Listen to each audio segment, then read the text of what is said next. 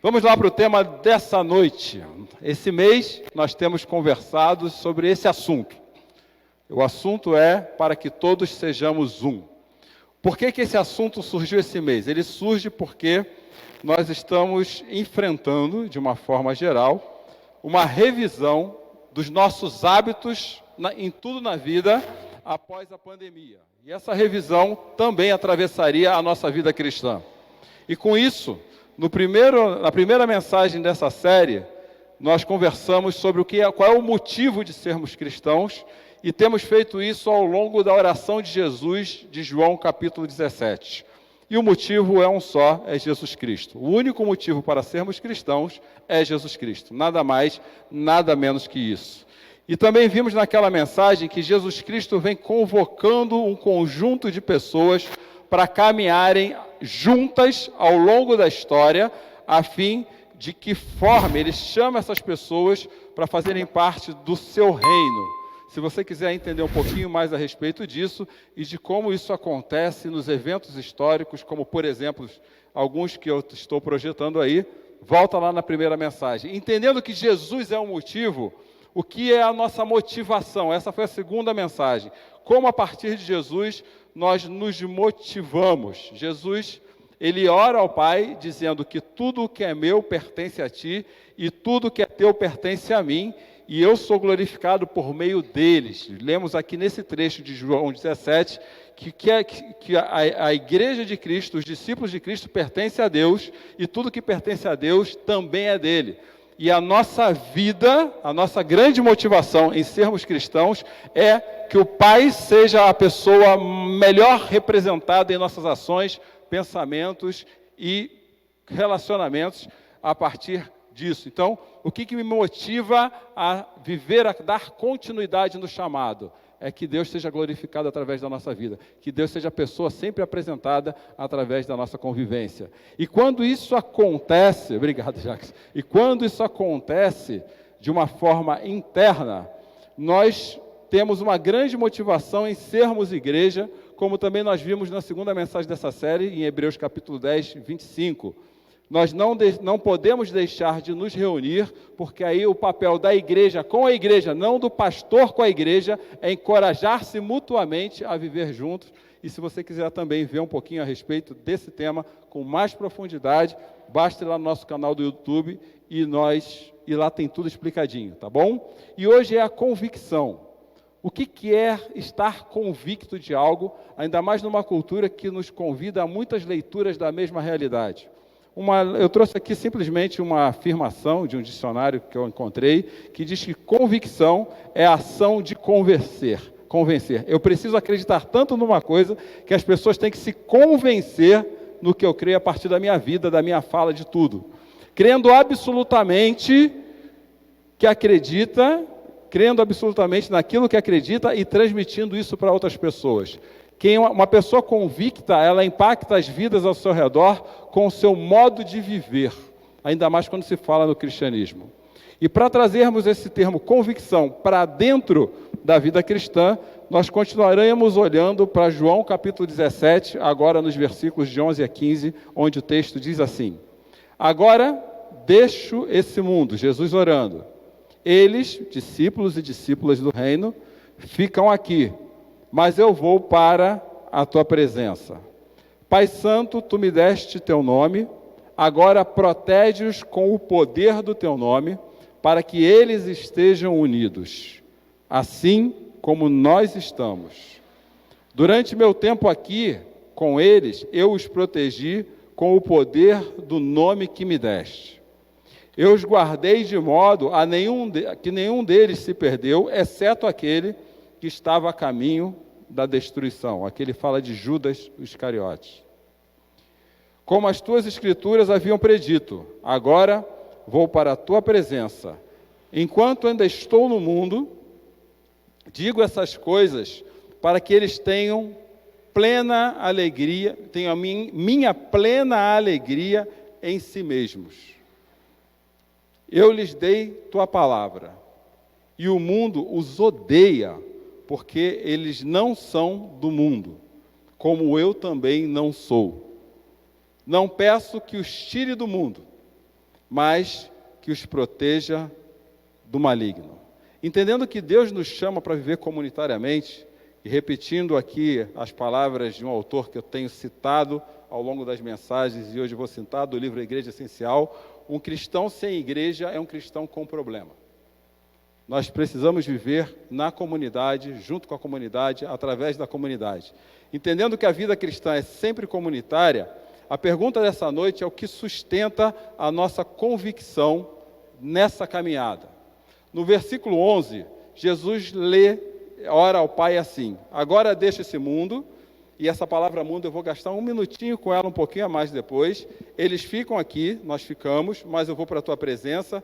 Pai Santo, tu me deste teu nome, agora protege-os com o poder do teu nome, para que eles estejam unidos. E eu quero chamar a atenção para essa frase assim: assim como nós estamos. A vida da igreja é compartilhada a partir da vida da Trindade, Pai, Filho e Espírito Santo. A perfeita comunhão, o amor exercido da maneira mais plena possível. O que Deus transmite para a igreja quando nos convida a fazer parte dela é viver o que Ele vive entre as três pessoas da Trindade, Pai, Filho e Espírito Santo. Deus cria todas as coisas para que Ele seja glorificado, para que o nome dEle apareça e que nós vivamos, através do presente da criação, o mesmo nível de comunhão que eles têm entre si. E isso nos chama a atenção a uma segunda questão. Ele fala que Jesus ora ao Pai dizendo assim: protege-os com o poder do teu nome para que eles sejam unidos. Uma vez que nós somos chamados a vivermos o amor da Trindade, esse amor não é vivido desconectado de Deus, ele é vivido segundo a proteção do nome de Deus. Esse negócio aqui é muito sério. O nome de Deus, em nós, através de nós, entregue a nós, compartilhado conosco através de Jesus Cristo, nos traz proteção. Paulo levanta com muita clareza a seguinte frase: quem conhece a mente de Deus? E ele diz: os discípulos e as discípulas têm a mente de Cristo. Eles são capazes de entender o que Deus espera deles. Em João capítulo 15, Jesus fala: vocês já sabem o plano. Vocês não são mais escravos, vocês são meus amigos, porque os escravos não conhecem o que seu dono está fazendo, mas vocês já sabem o que eu estou fazendo aqui. E com isso, Deus, através do poder do seu nome, Ele compartilha conosco benefícios que só Jesus merecia, porque Ele foi o único capaz de cumprir os quesitos para que esses benefícios forem entregues. E nós somos herdeiros de Jesus, co-herdeiros de Deus, de Jesus em Deus, coparticipantes da mesma graça, porque Deus nos deu de presente algo extremamente valioso que só pertencia ao nome dele. Para entender o versículo 11, eu quero chamar a atenção ao versículo 12, aqui nesse momento, para a gente essa noite.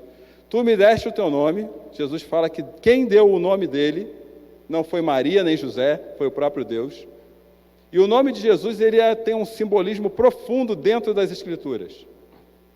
O nome de Jesus representa, na história daquele povo, o nome de um dos homens que teve a responsabilidade de fazer todo o povo de Israel entrar na terra prometida, vencer as batalhas contra Jericó, vencer as batalhas contra Ai, e chegar ao final de toda essa vitória, ao conquistar a terra prometida. E esse homem não é Moisés, não foi Moisés. Ele chama o povo de volta no começo e fala assim: vocês estão vendo quem deu essa terra a vocês? Refaçam a aliança de vocês com Deus. E esse foi Josué. O nome de Jesus fala de libertação. O nome de Jesus fala de proteção. Porque Jesus diz: tu me deste o meu nome, agora protege-os com o poder do teu nome. Mas no versículo 12, Jesus continua a oração dizendo assim: eu os protegi com o nome que me deste. Sabe a que isso se resume? Identidade. Nós só temos convicção de quem nós somos se nós dermos atenção à nossa identidade. Semana passada vocês me ouviram dizer aqui que nós não somos cidadãos dessa realidade. Nós somos cidadãos da realidade do reino. O nosso RG tem o sobrenome de Jesus no final. O nosso passaporte está carimbado. E nós precisamos viver essa identidade numa realidade pós-pandemia. E a pandemia lançou no coração de todos os ares da incerteza. E quando os ares da incerteza batem à nossa porta, eu preciso mostrar minha identidade. Eu estou convicto de quem eu sou e por que eu sou. A pandemia nos deu mais motivos para não nos reunirmos do que para vivermos juntos. E é isso que o autor do livro citado agora há pouco falou. Você tem muitos motivos para não redescobrir a igreja, mas tem um motivo para fazê-lo. Porque por meio dessas pessoas das quais você não gosta muito, Deus quer mostrar seu amor por você. É o único tipo de amor que pode tirar nosso foco de nós mesmos para uma comunhão que transcende as forças que estão destruindo nosso mundo doente. É o único amor que pode, repita essa frase, tirar nosso foco de nós mesmos. A cultura, inclusive muita cultura religiosa, nos convida a olharmos mais para a gente do que para Deus. O Evangelho faz uma direção diferente. Na igreja, nós somos desafiados a olhar mais para Deus e para os outros do que para nós mesmos. E fazemos isso dentro de uma realidade que não é a nossa. Eu falei há pouco que eu iria gastar um minutinho a mais nessa palavra mundo, porque mundo aparece em diversos textos bíblicos e ele tem N significados. Só no Evangelho de João aí levantei 5 significados diferentes para a mesma palavra. Mas eu preciso explicar o significado dela nesse texto. Ele não está falando de criação, ele não está falando de habitantes da terra, ele não está falando de um público específico de pessoas, o qual ele dirige essa mensagem, e nem um senso de moral e ética que nós temos que viver quando estamos no reino, e nem ele está falando do domínio do mal. Quando ele fala mundo, ele fala realidade, cosmovisão, visão de mundo, o que você quer chamar. Jesus estava saindo da realidade que nós vivemos, voltando para a realidade do reino na sua plenitude, ressurreto, e nos deixava nessa realidade que hoje, no dia 21 de agosto de 2022, é a realidade de uma cultura desanimada, desmotivada, sem perspectiva de futuro e passeando em terreno arenoso e totalmente movediço, para que nós sejamos sólidos através da nossa convicção. Eu tenho um RG. Eu sei de quem eu sou. E o que pauta essa afirmação de que mundo nesse texto é isso, é o que Jesus vai falar no versículo 18, que nós não estudaremos hoje, mas no próximo domingo. Assim como tu me enviaste ao mundo, eu os envio. A nossa identidade está conectada com o nosso propósito de ser. Jesus volta para a realidade plena do reino e nos deixa aqui para continuar o que ele começou. Quer dizer, o reino de Deus chegou. Nós somos desafiados a viver numa cultura de contraste. Em João capítulo 17, versículo 11, Jesus nos convida a olhar para o mundo de 2 formas. A nossa vida precisa transformá-los e a nossa vida precisa trazer gente para perto de Jesus. A gente está contrastando com a realidade o tempo todo. E não estou convidando ninguém aqui, vocês me conhecem o suficiente, acho que todos aqui, sem exceção, para saber que eu não estou convidando ninguém aqui para ser alienígena de Jesus.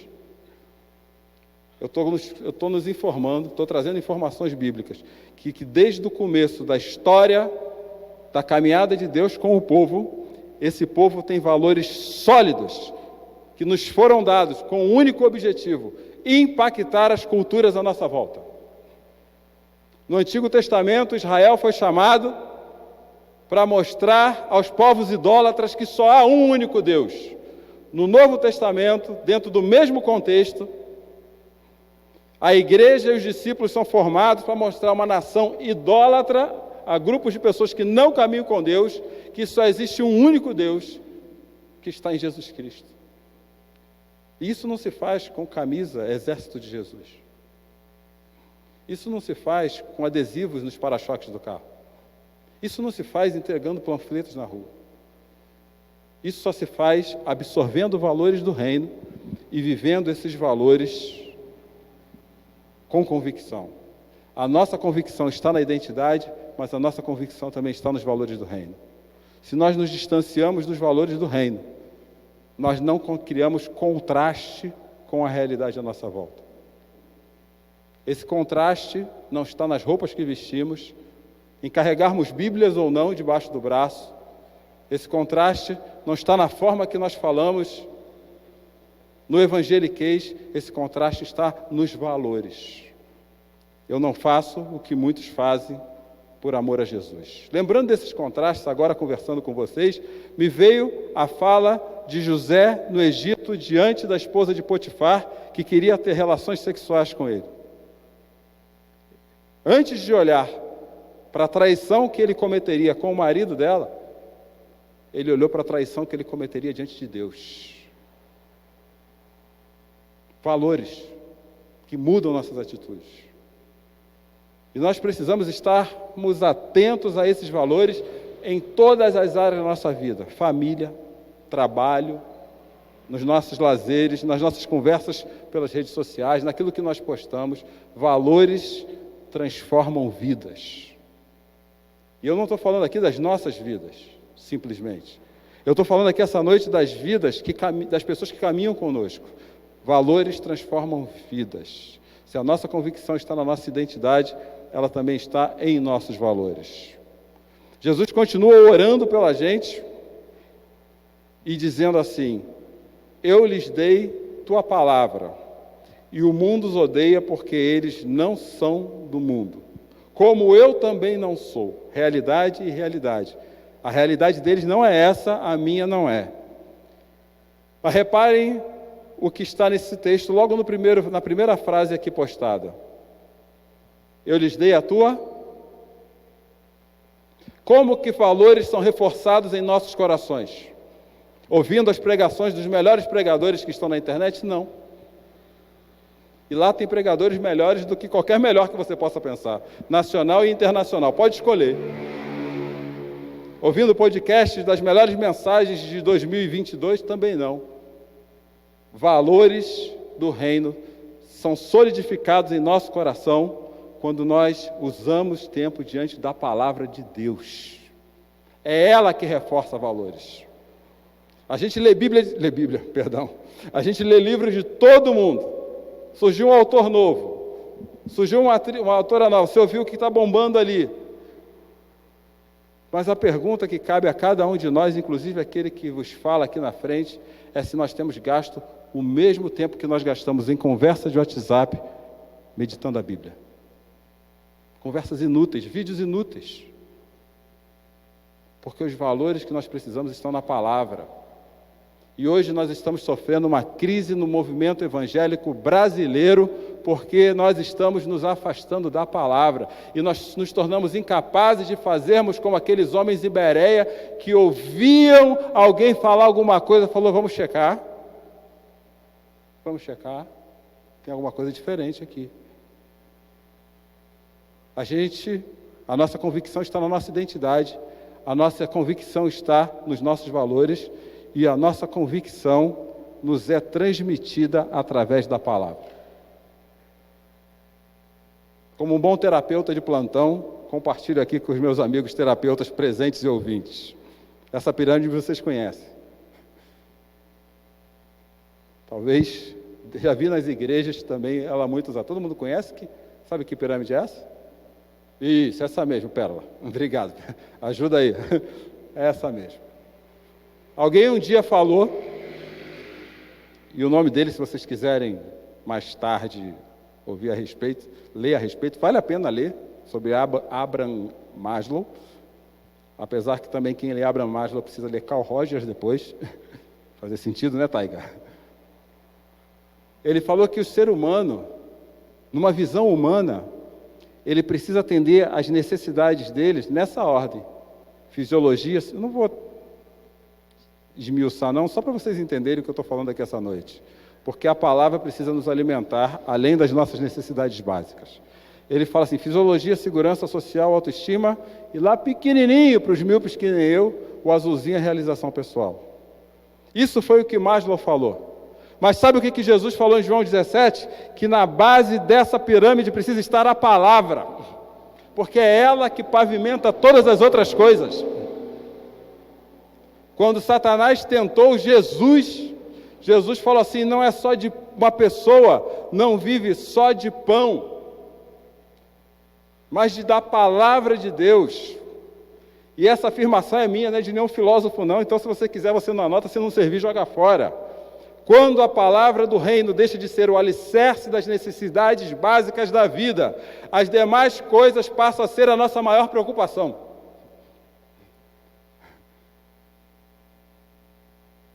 Todo o resto da pirâmide vira preocupação. Relacionamento, doença, falta de dinheiro na conta corrente.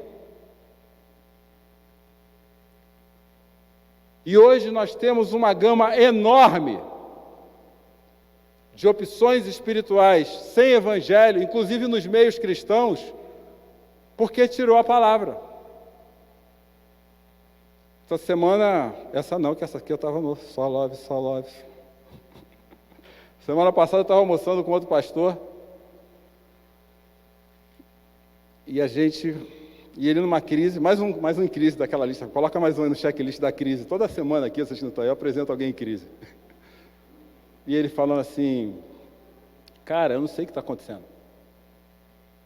A gente dá um monte de dica legal, coisa que eu já falei aqui, quem está comigo aqui sabe. E o povo ama. A gente para falar assim: vamos estudar a palavra. Eu falei aqui hoje, quarta-feira nós vamos estudar a Bíblia. E eu não estou preocupado com quantas pessoas vão ter quarta-feira. Mas eu quero que quem esteja aqui para estudar a Bíblia. Não é para eu dar dica, não. Dica você lê Paulo Coelho, Osho, alguma coisa assim, que dá dica legal também.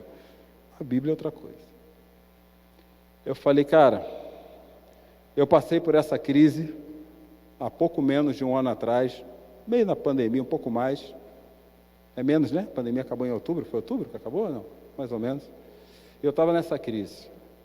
E naquela época, meu pai ainda estava vivo, meu pai faleceu em 14 de dezembro de 2021. E, aliás, esse domingo, se não fossem meus queridos amigos de coração lá no fundo, eu ia passar meu primeiro dia dos pais sozinho. O Leite até chorou comigo essa semana falando disso.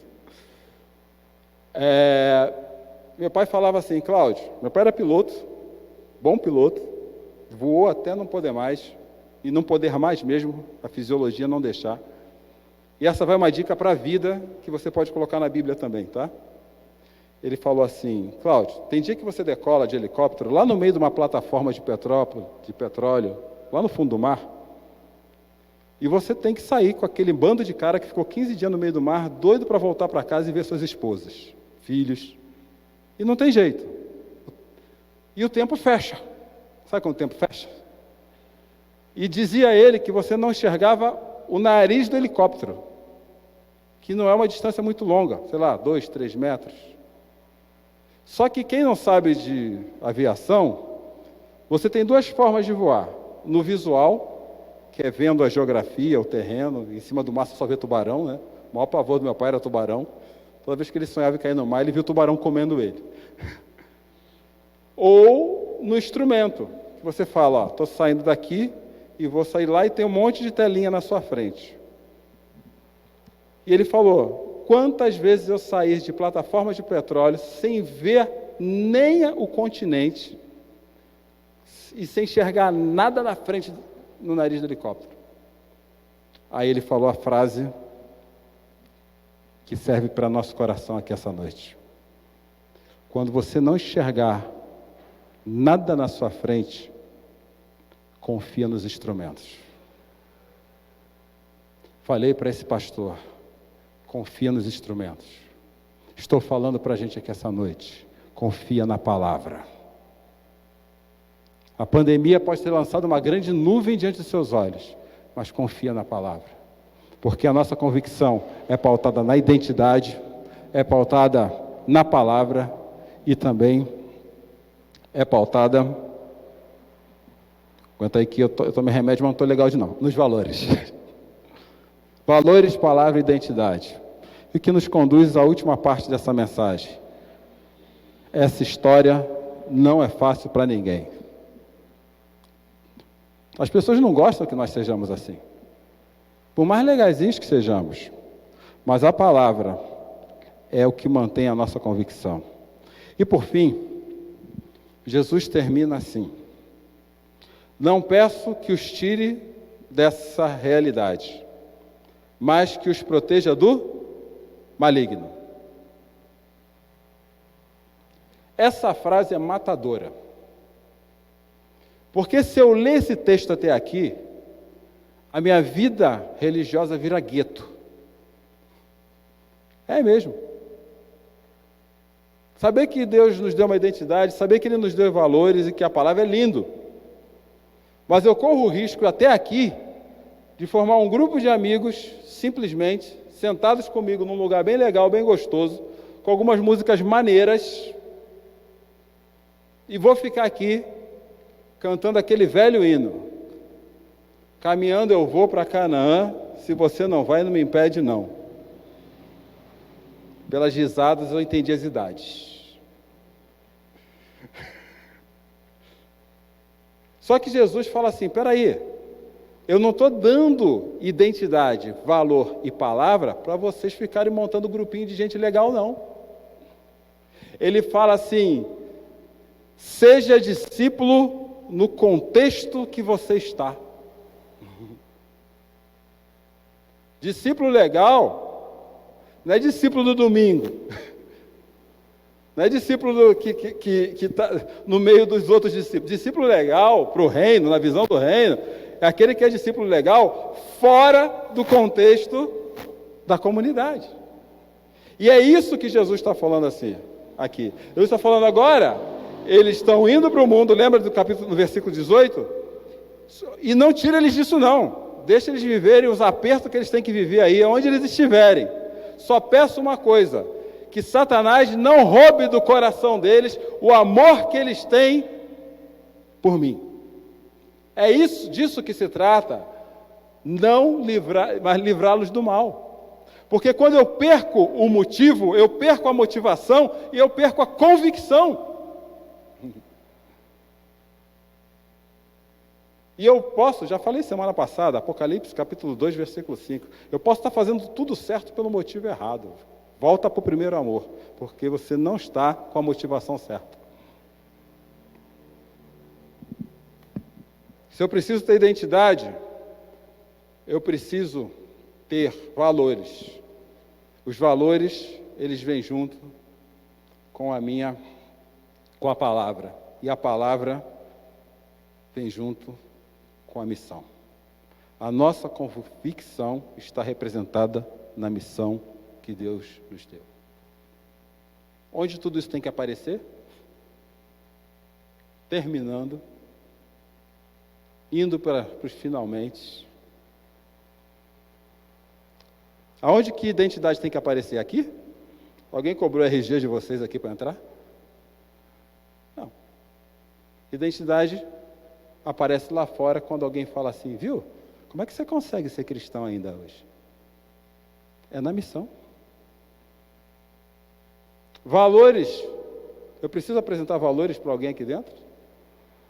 Eu pressuponho que se nós estamos aqui, de alguma forma Jesus ou o reino dele impactou nossa vida. Onde que valores aparecem? Quando chega lá fora e alguém fala assim: viu? Tudo bem não pagar os impostos, ou tudo bem não... É lá que aparecem os valores. Tudo bem, aí não, ontem, gente, abre parênteses, século 21, galopante. Estávamos eu e a Cláudia, é lógico que eu estava olhando mais para a Cláudia que para o caminho, e a Cláudia berra assim: olha aquilo ali, um plástico voando da janela do carro para fora.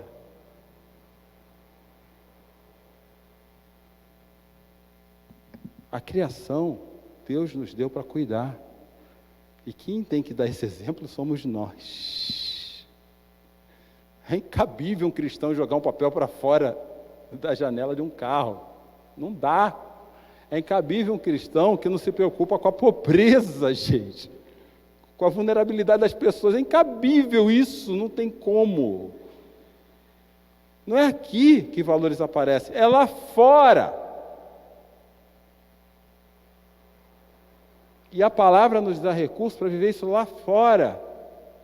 E a missão da igreja é para ser praticada aqui dentro também? Lá fora. É assim que funciona. Desde Gênesis 12. E pessoas se impactam com a nossa vida.